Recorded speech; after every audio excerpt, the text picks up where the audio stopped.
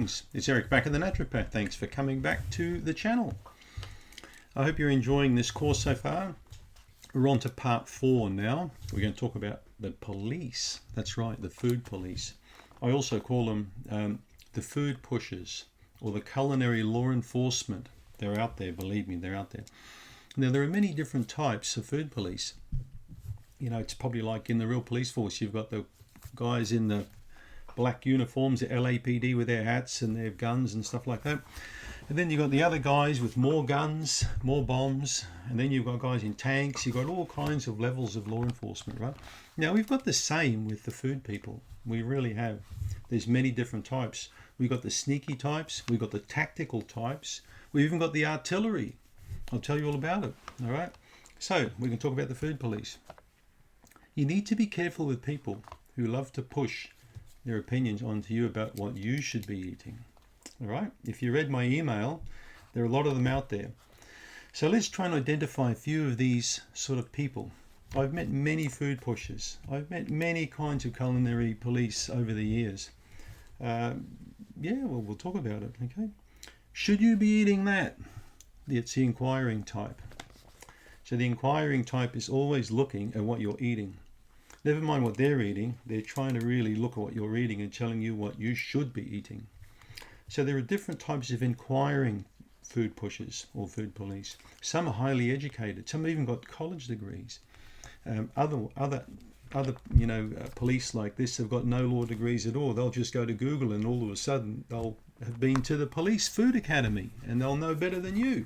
So just watch these people, all right?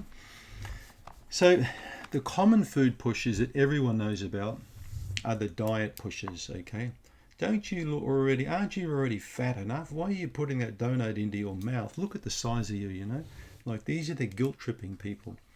Oftentimes, these people feel bad themselves about food, or, you know, this could be because you're in a relationship with a critical person like this, or it could be a friend. They're well-meaning, they're nice people, but they can be really nasty, so you've got to watch them.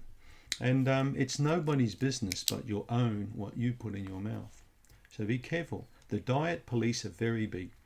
So they're looking what goes in your mouth, because a lot of people will say to you, once it's over the lips, it's on the hips, you know. And family and friends are often like this, which is quite sad. They're often insecure social types too. There are other kinds of food pushers that feel guilty. Now, they want that cookie. They want that piece of chocolate cake. So they're going to say, oh, look, come and join me. Have a piece of this cake. That's another food pusher. They're pushing food onto you because they want that cake, and they'll feel a lot better if you eat that cake with them. People often like drinking wine or alcohol together. Not many people really enjoy a whole night by themselves with a bottle of whiskey or a glass of wine. They want other people there. Now, food people are the same, right? The food pushers are the same. The persistent pusher. Watch out for the persistent pusher. These can be quite nasty people. So you just say no to these people, because they're really going to try and say to you, look, don't eat that. You need to eat what I'm eating. This is much better. You'll look like me. You'll feel like me. So they're persistent pushers. So they can be difficult people, and sometimes you've got to let them go, you know, get them out of your life. The inquiring pusher, again, we'll come back to that one. Trying to lose weight. So they're trying to find an angle. How they can get in there again to change your diet. You've got a bowel problem, no problem. Eat this food, it's going to make you better. So, another one, we're on holidays. Come on, we're in Florida on the beach. Have that pizza and 3 cans of beer. Don't worry about it for now. You know, who cares if you're going to gain 5 pounds in a week?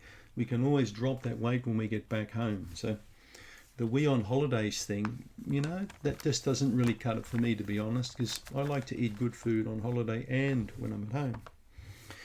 But what about these people? The no or low carb pushers, the high protein pushers, okay? These are very common. The gluten, the no gluten pushers, the no oxalate pushers, the no lectin pushers. So I'm tired of all these pushy people, to be honest, I really am. Now, I gave up long ago talking to people about health, you know, diet and nutrition, unless they paid me for their time, and then they'd come in my room or they'd be on the internet and we'd discuss that in detail. So unless you're paying someone and you're asking for advice, it's usually unsolicited. So the best advice in this situation is to be kind to that person, but let them go. Now, I don't care whether this person's telling you not to eat lectins or not to eat gluten or not to eat whatever. The common sense thing, like I said on the email if you've read it, is to first cut out all of the crap from your diet first. The stuff that you know is bad for you. Now, we know it's bad. Right? We know it's bad. It's just like the moral law. We can't walk out on the street with guns and waving them around. You know, waving cans of Coke and all this junk food around is all fine, but what's your body going to look like when you get to 62 like me? You know, it's not going to look fantastic. And guilt is a big thing with a lot of people. So have a look at some of the key words in the email, and try and pick up on those. The main thing is, before you make any drastic decisions about what you're going to eat and not eat, is to first eliminate the stuff, preferably from your diet first. That's no good. The number 2 thing is to up your water intake. 9 out of 10 people just don't get enough water. Winter, summer, autumn, they just don't get enough. That alone, a change in diet, moving towards a healthier food, which for you is an individual thing like it is for me, along with drinking water, is going to make a big change to your gut bacteria. And that alone is going to improve your health. All right? That's regardless of whether we've taken oxalates or lectins or gluten out of the diet. The stuff goes first, the bad stuff. And then let's just see how the tummy goes. The second step then is common sense, is of those foods that you thought about omitting, you reduce their portion sizes. So if you still like bread, well, don't have 4 slices a day with butter and peanut butter and jelly on it. Maybe have a half a slice of a quality bread with some tomato on it or something fresh, and see how that goes first. So everyone's digestive system will handle carbohydrates, fats and proteins differently. And the trick is to find what has the minimal aggravation for you with the highest health profile at the time.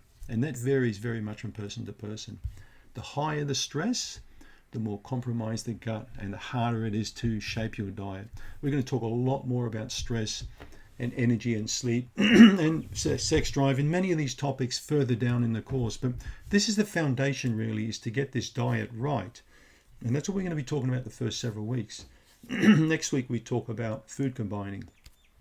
But this week I just want to really drive the point home that the diet cleanup is the big one. You buy a new property, you buy a car, whatever you get, usually you've got to have a cleanup phase, cleanup stage first. And that's what I want you to do with your eating plan, regardless of whether you're a person who just eats purely vegan or purely meat or whatever. That's irrelevant to me. The main thing is that you eat the foods that are suitable to you and don't aggravate the gut too much to begin with. Check out ericbakker.com, my site. If you go to the home page and look on articles, there's a lot of stuff there. But the 2 top pages, if you go to the bar up the top, you'll see healthy food, healthy eating. They've got a lot in them alone that you can probably pick up some interesting tips from. So I'll let you guys all go now. We catch up next week and we talk about food combining. All right, that's a real cool one.